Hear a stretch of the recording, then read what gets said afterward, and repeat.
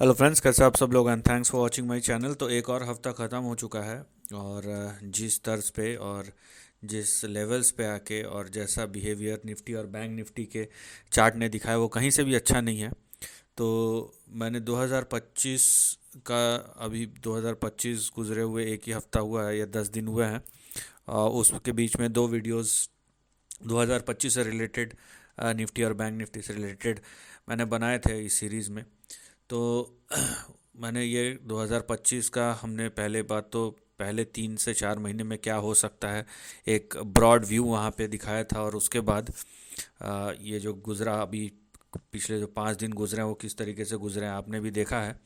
और उसके साथ जो क्लोज़ हुआ है वो भी आपने देखा है। तो कहीं से भी वो हमारा एनालिसिस स्पॉट ऑन है, लेकिन जो बाज़ार का मूड है वो स्पॉट ऑफ हो गया है, क्योंकि कहीं से भी आपको पॉजिटिविटी दिखाई नहीं देगी। निफ्टी का आप देखिए, फ्राइडे का क्लोज 86 पॉइंट नीचे दिखा रहा है।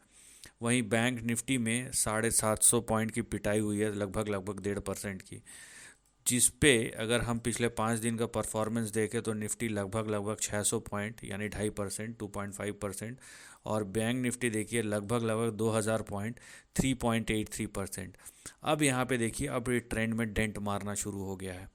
देखिए पिछले एक, अब अगर मैं ये हफ्ते का जोड़ लूँ 500 पॉइंट का नुकसान, तो एक महीने में आप देखिए 1100 पॉइंट, 0.5%।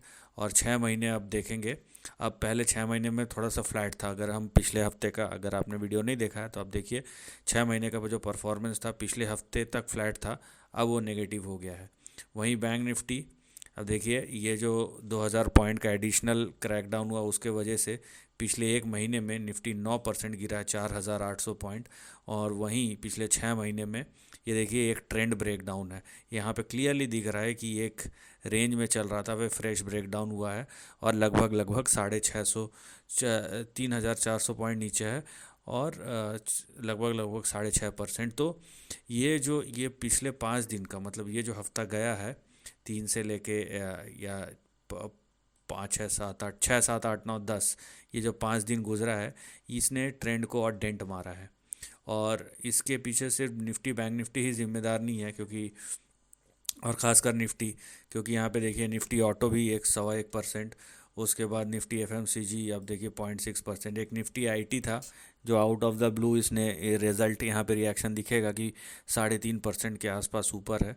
निफ्टी मीडिया देखिए 3.5% नीचे, मेटल 1.5% नीचे, फार्मा 2 सवा 2% नीचे, पीएसयू बैंक का इंडेक्स जो है 0.25% नीचे, रियल्टी आप देखिए 0.3%, 2.25% हेल्थ केयर। जो गया है ना, उसकी अच्छी खासी पिटाई हुई है। अब देखिए mid mid cap financial services देखिए आप, सो 2 3% या मिनिमम 1%, 2%, 3% ऐसी पिटाई हुई है। और ये ट्रेंड को पूरा ही पूरा डेंट मार लग गया है एक तरीके से। तो ये जो हमने एक ब्रॉड पिक्चर बनाया था, आपने नहीं देखा वीडियो तो आप देख लीजिए, 2025 का एनालिसिस, एक ब्रॉड जो 3 4 महीने का हमने ट्रेंड लेके चला था, कहीं ना कहीं निफ्टी बैंक निफ्टी उसी डायरेक्शन में मूव करना शुरू कर चुका है। तो चलिए अब हम एनालिसिस करते हैं। ये निफ्टी बैंक का चार्ट है, तो हम सबसे पहले निफ्टी के चार्ट में चलेंगे और वहाँ पे देखेंगे कि क्या हो रहा है। क्योंकि वहाँ पे, यहाँ ये देखिए आप, और ये चीज़ मैंने पहले ही बता दी, बहुत ही सिंपल था। यहाँ पे एक तो एक क्लासिकल पैटर्न जब डेवलप हुआ था उसी समय समझ जाना चाहिए था, है ना। और जनरली ये चीज़ हमेशा देखने नहीं मिलता है। अगर देखने मिल रहा है ना, तो समझ लीजिए कि यहाँ पे इंडिकेशंस आपको पहले ही मिल चुके हैं। ये देखिए इस तरीके का, और अच्छा खासा यहाँ पे देखिए एक अच्छा पैटर्न डेवलप हुआ है। ये ऐसे में भी नीचे जा रहा है और वैसे भी ये हेड एंड शोल्डर पैटर्न है। तो फ़िलहाल जो ट्रेंड है निफ्टी का, वो क्या इंडिकेट कर रहा है? अगर आप अभी भी होपफुल हैं, ठीक है, कि यहाँ पे अपसाइड आना चाहिए, हो सकता है बाउंस बैक आए, लेकिन अब देखिए रेंज थोड़ा सा नैरो होना हो चला है। और ये रेंज जो है वो क्या इंडिकेट कर रहा है? वो रे अभी का जो करंट प्राइसेस है, वो करंट प्राइस है निफ्टी का, वो ये इंडिकेट कर रहा है कि अगला आपका सपोर्ट या स्टॉप लॉस जो है वो 23,300 का है। और ऊपर टारगेट और रेजिस्टेंस जो है वो 23,900 और 24,290। तो अगर यहाँ गया भी तो 23,900, 24,290 के तक जा सकता है, लेकिन वो भी रेजिस्टेंस होगा निफ्टी का। और नीचे जो अगला सपोर्ट है वो 23,300 का है। 23,300 के नीचे अगर निफ्टी गिरा तो फर्दर करेक्शन होगा यहाँ पे। ठीक है, तो अगले हफ्ते के लिए आप ये देखिए कि ये जो क्लोज़ हुआ है कहीं से भी अच्छा नहीं है। 23,300 को सेव कर रहा है, उसके ऊपर क्लोज़ हुआ है वो ठीक है, लेकिन ये क्लोज़ अच्छा नहीं है कहीं से भी। अगला जो यहाँ पे आपको निफ्टी का जो सपोर्ट दिखेगा वो देखिए, ये जो मैंने ट्रेंड है, ये शायद मैंने 6-8 महीने पहले बनाया था, वो तब भी इम्पैक्टफुल था। और ये 6-8 महीने साल बदल गए, लेकिन ये रेंज अब भी इम्पैक्टफुल है।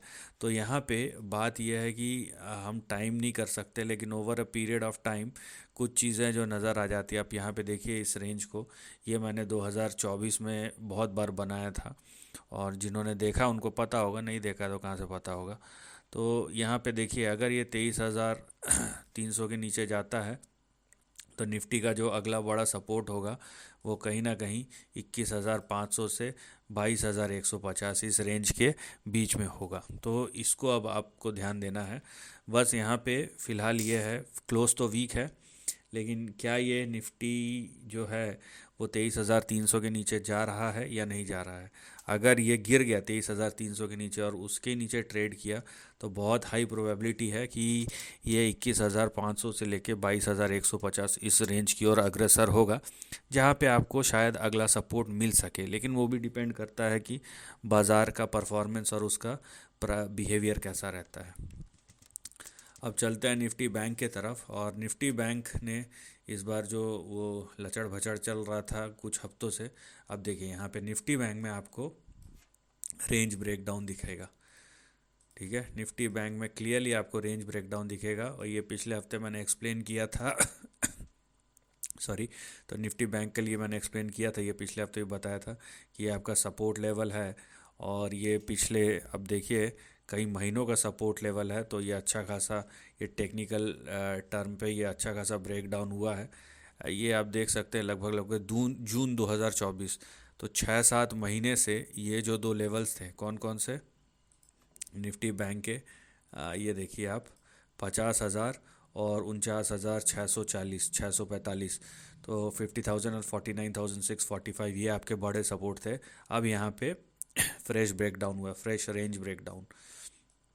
तो अगर बैंक निफ्टी जो है 50,000 के नीचे ही ट्रेड होता है, ठीक है, जो कि हो रहा है, और अगर इसी के नीचे कंटिन्यू होता है, तो हमारा जो अगला सपोर्ट निफ्टी के बैंक निफ्टी में बनेगा वो ये दो लेवल्स बनेंगे। मतलब अगर बैंक निफ्टी जो है 50,000 और 49,645 इन दोनों के नीचे ट्रेड करता है, जैसे कि कर रहा है, तो अगले दो बड़े सपोर्ट जो होंगे वो 46,457 से लेके 46,160 ये रेंज के बीच में होगा।